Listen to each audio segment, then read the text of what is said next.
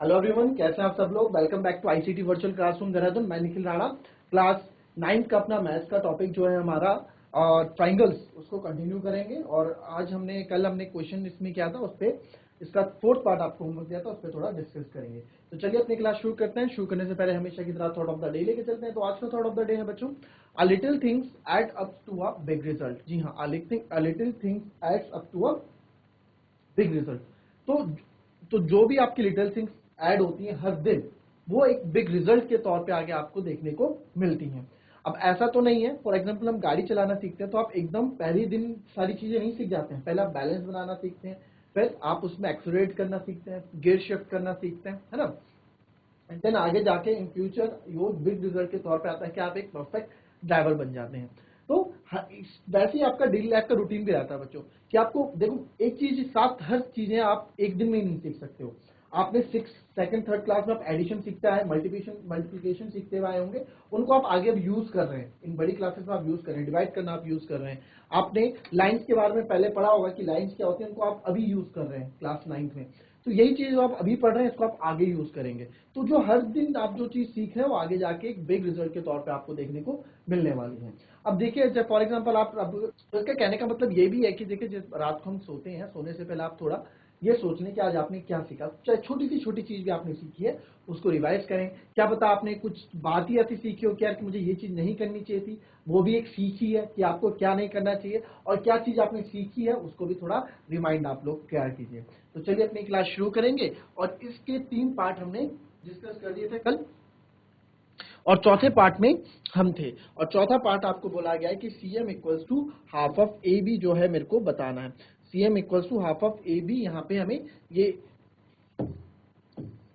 ये fourth part है आपका, CM equals to half of AB।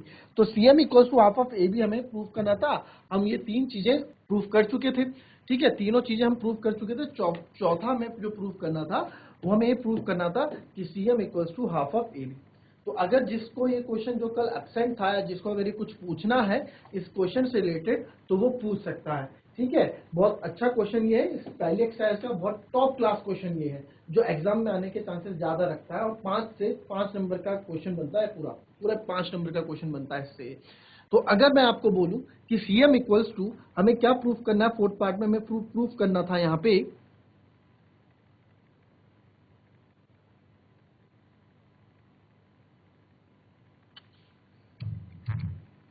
ठीक है।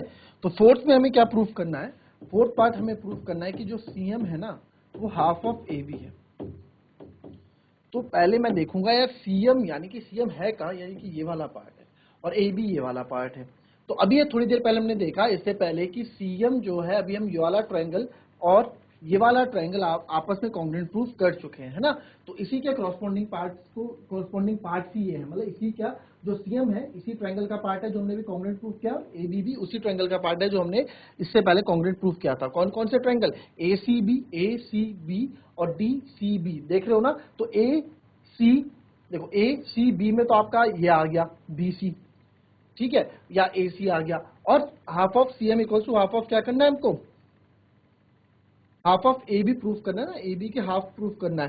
तो AB तो आ गया आपका इस वाले ट्रायंगल में, ये वाला ट्रायंगल। एक ये ट्रायंगल कॉन्ग्रुएंट प्रूफ किया था हमने, और दूसरा हमने कौन सा ट्रायंगल कॉन्ग्रुएंट प्रूफ किया था, दूसरा हमने कॉन्ग्रुएंट किया था ये वाला triangle proof.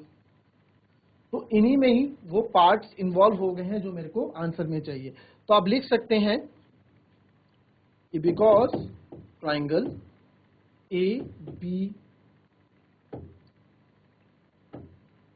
ABC is congruent to triangle DBC। तो इनके क्रॉसपॉन्डिंग पार्ट भी बच्चों क्या होंगे, इक्वल होंगे। क्रॉसपॉन्डिंग पार्ट का मतलब क्या है, देखो क्रॉसपॉन्डिंग पार्ट का मतलब है कि यहाँ पे अब देखो ये वाला एंगल है, इस वाला एंगल के सामने की साइड कौन सी है, ये CD है। और ABC में ये वाला एंगल है, तो इसकी सामने है BD है। तो मैं ABC वाले ट्रायंगल की साइड लूंगा पहले, तो इसके सामने जो कॉन्ग्रुएंट है, तो इस ये DBC के सामने है, तो इसमें लिख सकता हूं मैं कि, और इसके सामने आपका BD है, इसके ट्रायंगल के सामने या इस ट्रायंगल के सामने आपकी AB हो गई, इस ट्रायंगल के सामने या इसकी क्रॉसपॉन्डिंग साइड हो गई। तो यानी मैं बोल सकता हूं कि जो AB है वो आपकी किसके बराबर है, वो आपके CD के बराबर है। है ना। ए बी मेरा सी डी के बराबर है, तो ए बी का जो हाफ होगा वो भी इक्वल होगा, half of A B equals to half of C D होगा, है ना। Half of A B equals to half of C D होगा, तो half of A B equals to half of C D होगा, तो half of A B जो है half of C D के बराबर। और सी डी आप देखो, सी डी का हाफ क्या है, ये एम मिड पॉइंट था, क्वेश्चन में बोला गया था कि भाई एम मिड पॉइंट है, मैं नहीं बोल रहा हूँ, क्वेश्चन में बोला गया है कि एम क्या है, मिड पॉइंट है, ठीक है। तो अब इसमें आप देखेंगे तो यहाँ पे ए बी इक्वल्स टू, तो हाफ ऑफ ए बी, तो ये जो हाफ ऑफ ए बी है, क्योंकि हाफ ऑफ ए बी तो मुझे चाहिए, मैं रखूंगा ऐसी, सी डी का हाफ क्या है, सी एम है, तो बस इसको उल्टा करके लिख दो, C M equals to half of A B, और यही तो मेरे को चाहिए था। मैंने आपको कल बोला था इन सब का आपको थोड़ा यूज करना है और आपको इसका आंसर मिल जाएगा। तो ये अभी हमने हैंड्स प्रूव्ड, हमने ये चीज भी प्रूव कर ली है, तो हैंड्स प्रूव्ड, ठीक है, ये चीज भी आप प्रूव इजीली कर चुके हैं।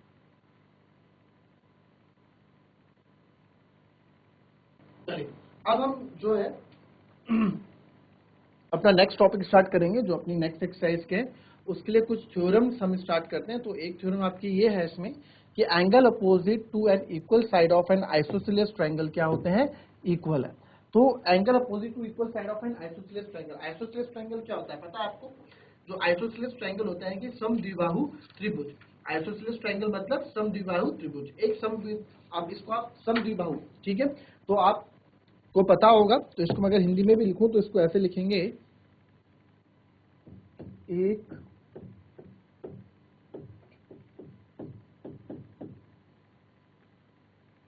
समद्विबाहु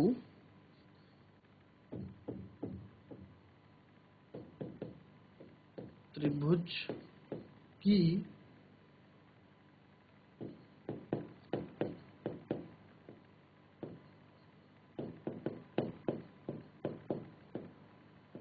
बराबर भुजाओं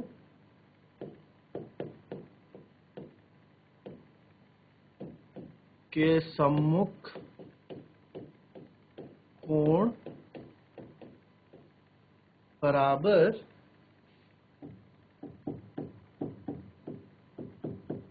होते हैं, ठीक है। क्या है इसका मतलब, अभी आपको समझा देते हैं इसका मतलब क्या है बोलने वाला, ठीक है। आइसोसेलेस ट्रायंगल क्या होता है, ठीक है।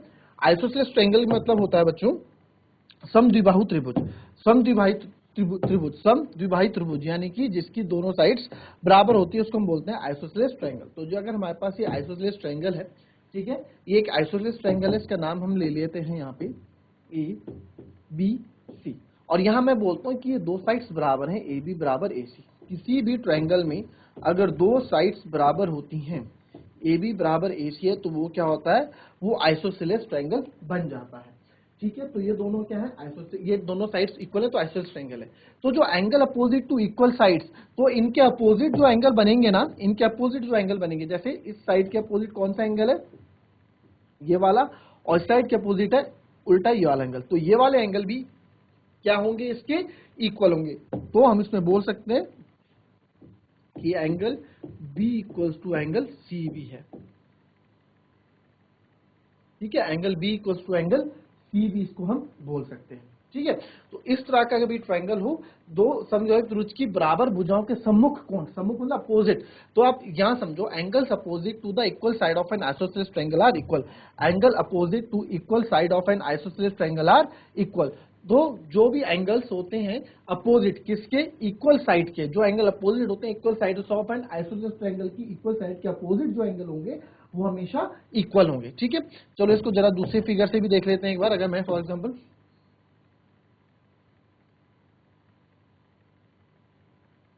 एक ऐसे हमने ट्रायंगल बना दिया, ठीक है, इसको नाम दे देते हैं पी क्यू आर, ठीक है। तो मैंने बोला कि इसमें फॉर एग्जांपल के लिए हम मान लेते हैं कि इसमें एक आपकी ये साइड बराबर है और एक आपकी ये साइड बराबर है, ठीक है। तो इसके अपोजिट एंगल अब हमने यहां पे लिख दिया कि यहां पे पी क्यू बराबर है क्यू आर, पी क्यू बराबर है क्यू आर, ठीक है, ठीक है सर, पी क्यू बराबर क्यू आर है, तो इसके एंगल कौन कौन से इक्वल होंगे, तो इसके अपोजिट है ये वाला एंगल और इस साइड के अपोजिट है ये वाला एंगल। तो यहां मैं बोल सकता हूं कि एंगल कौन से, तो angle P equals to angle R, तो यहाँ पे रिजल्ट निकल के आ सकता है तो एंगल पी आपके एंगल आर के बराबर भी हो सकता है। क्लियर? कॉपी कर लें इसको।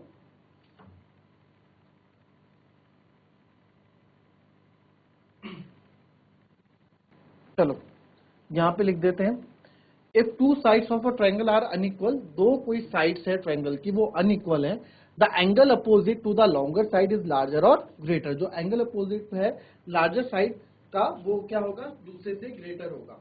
कहने का मतलब क्या है, इसको आपको हिंदी में लिख देता हूं मैं, हिंदी में यहां पे लिख देते हैं, यदि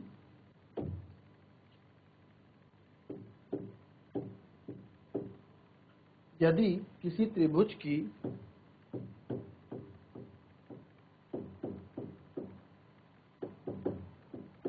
if two sides of a triangle, यानी कि यदि किसी त्रिभुज की दो भुजाएं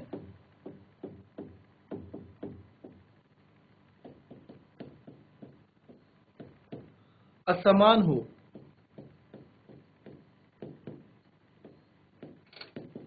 यानी कि अनइक्वल हो, सेम ना हो, है ना, असमान हो, तो लंबी भुजा के सामने, अपोजिट हो तो लॉन्गर साइड, तो लंबी भुजा के सामने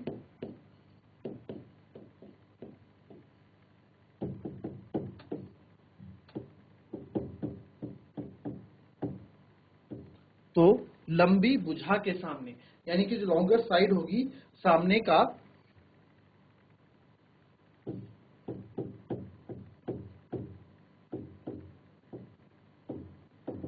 सम्मुख कोण बड़ा होता है। ठीक है, ये समझ में आई बात। एक ये मैं आपको एक फिगर जो मैंने आपको बनाया था, इस फिगर को थोड़ा प्रूव भी आपको सामने में कर देता हूं, है ना। तो हमारे पास एक ट्रायंगल है, इस ट्रायंगल में आप देखें, if two sides of triangle are unequal, दो कोई साइड्स ट्रायंगल की क्या है, अनइक्वल है, यानी कि सेम नहीं है, the opposite to the longer side, जो लॉन्गर साइड के अपोजिट होगा इस लार्जर, जो एंगल अपोजिट होगा लार्जर साइड के, जो एंगल, कौन सा एंगल, जो अपोजिट होगा लार्जर साइड के या लॉन्गर साइड के, वो क्या होगा, बड़ा होगा। कहने का मतलब है यही, किसी दो त्रिभुज की दो भुजाएं असमान हो तो लंबी भुजा के सामने वाला का सम्मुख कोण बड़ा होता है। सिंपल सी बात है, जैसे यहां बोल दिया जो AC है वो आपका AB से क्या है, बड़ा है, जो AC है AB से बड़ा है, तो AC के सामने वाला एंगल कौन सा हो गया, इस लाइन के सामने वाला एंगल हो गया एंगल B, तो जो है एंगल B है ये इससे, इसके सामने एंगल C, तो एंगल C से क्या होगा, एंगल B जो है एंगल C से बड़ा होगा। सिंपल सी बात है, बड़ी भुजा होगी तो बड़ी भुजा के सामने वाला एंगल बड़ा होगा, छोटी भुजा होगी तो छोटी भुजा के सामने वाला एंगल छोटा होगा, कंपैरिजन टू अदर एंगल, जिससे भी हम कंपेयर करेंगे। ठीक है, तो जो भी सबसे बड़ी भुजा होगी उसके सामने वाला एंगल बड़ा होगा, और जो छोटी भुजा होगी उसके सामने वाला जो एंगल या कोण होगा वो छोटा होगा। सिंपल सी बात इतनी, ज्यादा इसमें कुछ है नहीं। कॉपी कर ले इसको भी।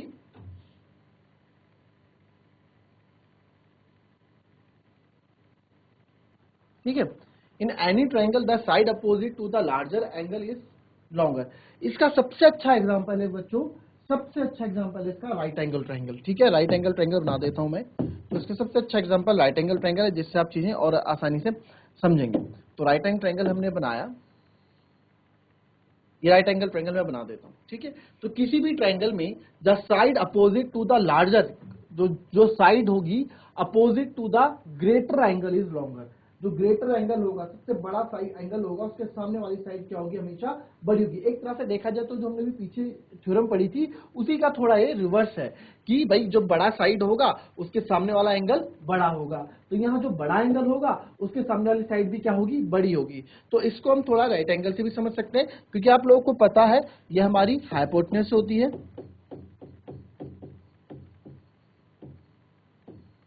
ना, और हाइपोटेनस क्या होती है, सबसे लॉन्गेस्ट साइड होती है ट्रायंगल में, longest side of right angle triangle.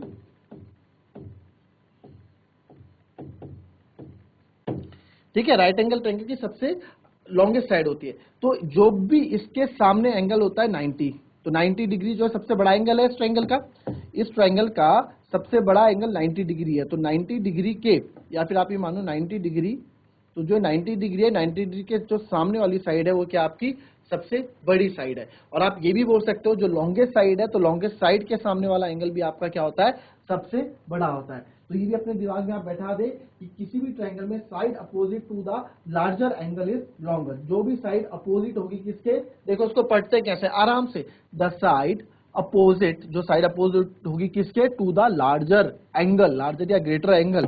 तो जो साइड अपोजिट होगी यानी कि बिल्कुल सामने होगी किसके, opposite angle, opposite to the larger greater angle is longer. तो वो क्या होगा, वो ट्रायंगल, वो एंगल भी क्या होगा आपका, सबसे बड़ा एंगल होगा। ठीक है,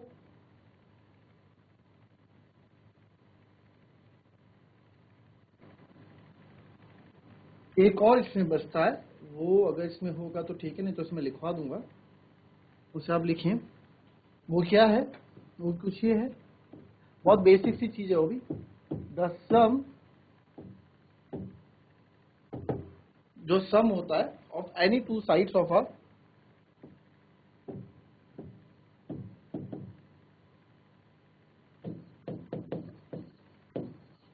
अ triangle is greater than the, किससे बड़ा होगा, is greater than the sum of any, the sum of any two sides of the triangle, the sum of any two sides of the triangle, किसी भी दो side का triangle जो है greater होगा किसके, ग्रेटर आप क्या किसके मान लो, ग्रेटर ऑफ जो भी तीसरी साइड होगी उसके क्या होगा, ग्रेटर होगा, greater than the third side, simple सा, greater than the third side. ये भी आपके उसमें एक थ्योरम है जिसको आप लिख सकते हैं। ठीक है, थ्योरम वही बहुत बेसिक सी चीज है। इसमें क्या बोला गया है कि भाई दो, किसी भी दो भुजाओं का अगर योग करूंगा तो वो क्या होगी, तीसरी भुजा से बड़ी होगी। अगर मैं इसको आपको बोल दूं कि इसको, इसका मतलब क्या है, इसका मतलब क्या लिखना चाह रहे हैं, तो इसका मतलब सिंपल सा ये है कि त्रिभुज की किन्हीं,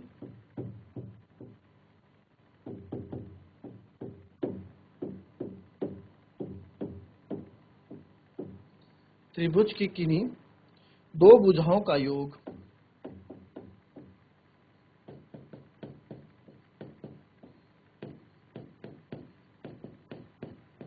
किन्हीं दो भुजाओं का योग तीसरी भुजा से बड़ा होता है।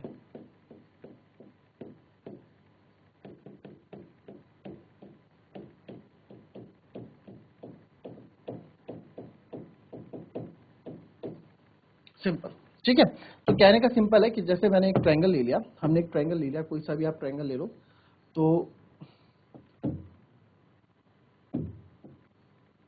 ठीक है, ट्रायंगल मैंने ले लिया, तो इस ट्रायंगल को आपने ले लो, कुछ भी यहाँ पे आपने ले लो 5, यहाँ पे ले लो 3, यहाँ पे ले लो 4।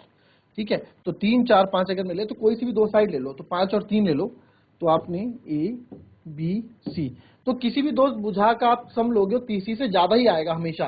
5 प्लस 3 क्या होता है, 8, तो 8 जो है ग्रेटर देन 4, 4 प्लस 3 ले लो, दो साइड 4 प्लस 3, ये ग्रेटर देन हो गया आपके 5 से। अब 5 प्लस 4 ले लो, ये ग्रेटर होगा आपका 3 से। तो कुछ भी आप करोगे, बहुत सिंपल सी बात है, बहुत सिंपल सी बेसिक सी चीज है, इसमें कुछ ऐसा है नहीं कि आपको अलग से दिमाग लगाना पड़े। बहुत बेसिक सी चीज है कि भाई किसी भी दो ट्रायंगल की दो साइड्स को अगर मैं जोड़ूंगा, वो उसका जो योग आएगा वो तीसरी साइड से हमेशा ज्यादा ही होगा। कुछ बड़ी इसमें बात नहीं है, तो अब लिख लें, the sum of any two sides of a triangle is greater than the third angle of third sides of a triangle. चलिए अभी क्वेश्चन देखेंगे। तो इस क्वेश्चन को सबसे पहले करने से पहले आप, एक क्वेश्चन है हमारे पास, तो एक क्वेश्चन है कि इन एन आइसोसेलेस ट्रायंगल, कोई हमारे पास एक आइसोसेलेस ट्रायंगल है, तो आइसोसेलेस ट्रायंगल है, तो बोला गया है कि आइसोसेलेस ट्रायंगल में आपको ये बताना है ABC with AB equals to AC है, और जो बाइसेक्टर है एंगल B और एंगल C के, वो इंटरसेक्ट कर रहे हैं एक दूसरे को O पे, फिर ज्वाइन करो A को O से और शो दैट कि OB OC के बराबर है और AO आपको एंगल A को बाइसेक्ट कर रहा है। तो इस क्वेश्चन में सबसे पहला काम मेरा क्या होगा, सबसे पहला काम बच्चों जो यहाँ मेरा होगा वो होगा फिगर बनाना, क्योंकि फिगर नहीं दी गई इस क्वेश्चन की। तो अपनी इंफॉर्मेशन से आप कैसे फिगर्स की बना रहे हैं वो एक बार आप मुझे बता दें। जरा फटाफट ट्राई करें इस क्वेश्चन को, कैसे करेंगे। ठीक है, इस क्वेश्चन का मैं फिगर आपको बना के देता हूँ, फिगर मैं आपको बना के देता हूँ। ठीक है, दिमाग आप घर में इसको थोड़ा यूज करना कि कैसे आप इसको क्वेश्चन को करोगे। क्लियर, और नहीं होता है तो फिर मैं तो हुई इसमें बताने के लिए आप लोगों को कि एक ट्रायंगल है हमारे पास। ठीक है, एक आइसोसेलेस ट्रायंगल हमने मान लिया कि एक आइसोसेलेस ट्रायंगल हमारे पास है। ठीक है, अब हमारे पास आइसोसेलेस ट्रायंगल जो ये है ABC, इसमें नाम नेमिंग कर दें ABC। बोला है AB AC के बराबर है। ठीक है सर, AB AC के बराबर हमने कर दी। And the bisector of angle B and angle C intersect each other at O. तो बाइसेक्टर मतलब मैंने बताया था कि बाइसेक्टर मतलब जो किसी भी चीज को दो इक्वल पार्ट में बांटता है। तो वैसे ही एंगल बी और एंगल सी का कोई बाइसेक्टर है जो इनको बिल्कुल बीचों बीच बांटता है और ए पे ओ पे मिलता है। तो मैं ठीक है, तो एंगल बी को कोई बाइसेक्टर है, ये हमने मान लिया एंगल बी का कोई बाइसेक्टर है ये यहाँ पे, और यहीं से एंगल सी का बाइसेक्टर है, और ये दोनों मिलते कहाँ हैं, एक दूसरे को ओ पे यहाँ पे मिल जाते हैं। ठीक है, ये ओ पे, इस पॉइंट का नाम हमने दे दिया ओ। बोला है ना क्वेश्चन में कि ओ में ये मिलते हैं। ठीक है, ओ इनका नाम हमने दे दिया कि ये ओ पे पॉइंट ज्वाइन हो रहा है, तो ओ नाम हमने दे दिया। और साथ में ही बोला है कि ज्वाइन ए टू ओ, ए टू ओ को ज्वाइन भी कर दो। तो ठीक है, हमने ए टू ओ को ज्वाइन भी कर दिया जी, ये ए टू ओ को हमने ज्वाइन भी कर दिया। तो पहला बोल रहा है कि ओबी और ओसी को आप क्या करो, इक्वल प्रूफ करके बताओ। तो ओबी और ओसी यानी कि ये प्रूफ मेरे को करके बताने हैं। तो ओबी और ओसी कैसे प्रूफ होंगे, जब आप इस नीचे वाले ट्रायंगल को क्या होता है इक्वल प्रूफ कर दो, या कैसे भी आप कर दो, आइसोसेलेस ट्रायंगल की प्रॉपर्टी इसमें लगेगी। फिगर हमने सबसे पहले काम है हमारा फिगर बनाना, फिगर बन गया तो आधा क्वेश्चन सॉल्व हो गया। तो अब OB इक्वल टू OC मुझे प्रूफ करना है, तो आपको मैं बता दूं कैसे आप करेंगे। AB इक्वल टू AC होगा तो इनका अपोजिट एंगल भी इक्वल होगा, अपोजिट एंगल इक्वल होगा तो इनको आधा आधा एंगल भी इनका इक्वल होगा। भाई जब पूरा इक्वल है तो इनका हाफ पार्ट भी इक्वल होगा। जब हाफ पार्ट इक्वल है तो जब दो एंगल इक्वल होते हैं हाफ पार्ट, तो क्या होता है उसमें, इतनी हिंट दे दी। आज ही पढ़ाई इस चीज की, थोड़ा होमवर्क है ये, क्वेश्चन करके आओगे, नहीं होगा तो मैं बताऊंगा। ठीक है, थोड़ा बहुत दिमाग खुद भी लगाओ, चीजें नहीं होती है सॉल्व तो मैं इसको कल कराऊंगा क्वेश्चन को। तो मिलते हैं आपसे कल की नेक्स्ट क्लास में, तब तक के लिए be happy, be healthy and be safe. Thank you and have a nice day.